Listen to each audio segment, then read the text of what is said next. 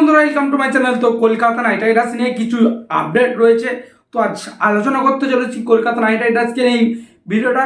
তো তুমি যদি কেকেআর ফ্যান হয়ে থাকো ভিডিওটি শেষ পর্যন্ত অবশ্যই দেখবে, এবং কেকেআর রিলেটেড ও আইপিএল রিলেটেড সমস্ত টিমের খবর পেতে সবার আগে চ্যানেলটিকে কিন্তু সাবস্ক্রাইব করতে একদম ভুলো না। আর যারা আগে থেকে সাবস্ক্রাইব করে রেখেছো তাদেরকে অসংখ্য ধন্যবাদ।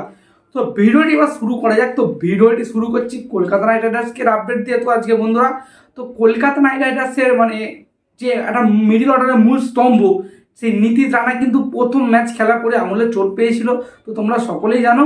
কিন্তু তারপরে সেই আর নীতিশ রানা খেলতে দেখা যায়নি। তো এই দুদিন কিন্তু প্র্যাকটিস হচ্ছিল। তো একজন অভিষেক নায়ারকে কিন্তু প্রশ্ন করেছিল যে নীতিশ রানা কবে ফিরবে। তো তিনি বলেছেন নীতিশ রানা প্রায় সম্পূর্ণ ফিট, কিন্তু ম্যাচ ফিট তিনি এখনও হননি। এমনি ফিট হয়ে গেছে। আঙুলের যে চোটটা হয়েছিল ব্যান্ডেজ ট্যান্ডেজ খুলে তিনি প্র্যাকটিস করছেন, তোমরা সকলেই দেখেছো। তো আমিও আগে কিন্তু আপডেট দিয়েছি।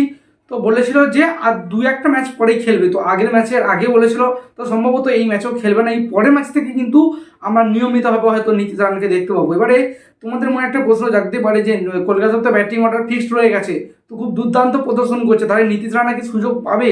তো বন্ধুরা, নীতিশ রানা দেখো দলের ভয়েস ক্যাপ্টেন, এটা বুঝতে হবে যে অনেকজন অনেক রকম কথা বলছে যে নীতিশ রানা বসতে থাকবে। আমি তোমাদেরকে 100% গ্যারান্টি দিয়ে বলছি, আজকে তুমি লিখে নাও যে নীতিশ রানা যেদিনকে ফিট হবে সেদিনকে ফিরে আসবে। সেখানে কিন্তু হয়তো আঙ্কিশ রঘুবংশীকে বসতে হবে। যদি রঘুবংশী ভালো করছেন, কিন্তু কিছু করার নেই, ভেঙ্কাটা স্যারকে বসাবে না। ভেঙ্কাটা স্যার কলকাতাতে অনেকদিন নিয়মিত খেলছেন, তেনার অভিজ্ঞতা বেশি। এবং আঙ্কিশ রঘুবংশী খেলছে ভালো, কিন্তু তার অভিজ্ঞতাটা কম, সেই অভিজ্ঞতাটাকে কাজে লাগাতে চাইবে।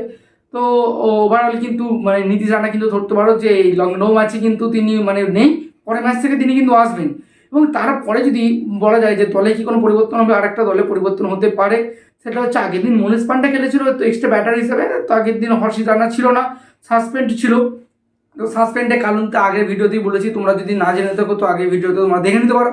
তো সাসপেন্ড হয়েছিল, এই ম্যাচে কিন্তু তিনি আবার খেলবেন। অনেকে প্রশ্ন করছিল যে দাদা হর্ষিত রানা কি খেলবে, আগের ম্যাচে খেললেন সাসপেন্ড, গোটা আইপিএল সাসপেন্ড না, একটা ম্যাচ সাসপেন্ড হয়েছিল।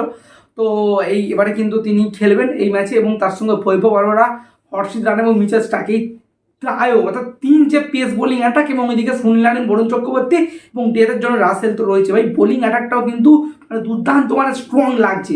তো তোমাদের কি মনে হচ্ছে কলকাতা কি এবারে আইপিএল ট্রফি জিততে পারবে? তোমরা কিন্তু কমেন্টে জানাতে একদমই ভুলো না। এছাড়াও কলকাতা নাইট রাইডার্স কি প্লে হবে, কোয়ালিফাই করতে গেলে কটা ম্যাচ জিততে হবে? তো বন্ধুরা বলে দিচ্ছি, কোয়ালিফাই প্রায় করেই গেছে। একটা ম্যাচ, এই ম্যাচটা, আর বাকি যে 3টে না 4টে ম্যাচ রয়েছে, সেই 4টে ম্যাচের মধ্যে একটা জিতে গেলে ধরো প্লে অফ কনফার্ম। কিন্তু কলকাতাকে প্লে অফ কনফার্ম করলে হবে না, কলকাতাকে কনফার্ম করতে হবে 1 নম্বর অথবা 2 নম্বর স্পটটা। কেননা বন্ধু বলছি, যেখানে 1 নম্বর এবং 2 নম্বরে যারা থাকবে, ব্যাপারটা ভালো করে বোঝো, 1 নম্বর 2 নম্বরে যারা থাকবে, তো তাদের মধ্যেও প্রথমে খেলা হলো।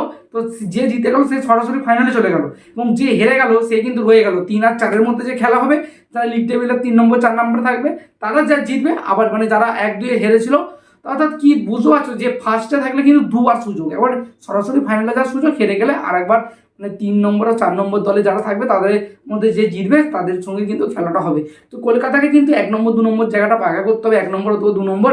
1 নম্বরটা সম্ভব না হলে 2 নম্বরটা কিন্তু কনফার্ম হতেই পারে। কলকাতা ভালো সুযোগ রয়েছে, তো কলকাতা এই ম্যাচটা খুবই গুরুত্বপূর্ণ। এছাড়াও কেকেআর রিলেটেড আরও খবর পাওয়ার জন্য তুমি কিন্তু আমাদের চ্যানেলটিকে সাবস্ক্রাইব করে দিও, আর পাশে থাকা বেল আইকন অন করে দিও সবার আগে ক্রিকেট সংক্রান্ত আপডেট পেতে।